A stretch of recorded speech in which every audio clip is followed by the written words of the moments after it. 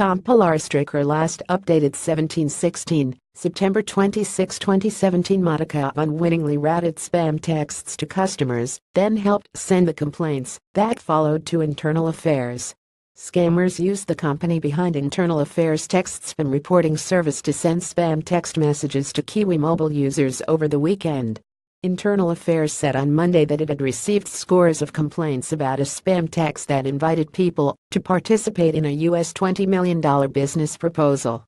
Wellington technology company Modica admitted that its service was at the end of the chain that had been used by scammers to send the spam texts to Spark customers. However, it said the text sent to Vodafone and 2 Degrees customers appeared to have followed a different route. Read more. Mobile phone customers receive scam text. Modica is one of a small number of New Zealand companies that provide messaging platforms designed to help businesses send text messages to customers. Ironically, it also provides the tool that people can use to forward text spam to Internal Affairs anti-spam service via the short code 7726. Chief Operating Officer Simon Stokes said it appeared the spam texts had been routed to its platform through a client, one of a number of text messaging aggregators based overseas that provide a similar service to Modica. He assumed the client had been duped into accepting the spam texts from what it thought was a legitimate business.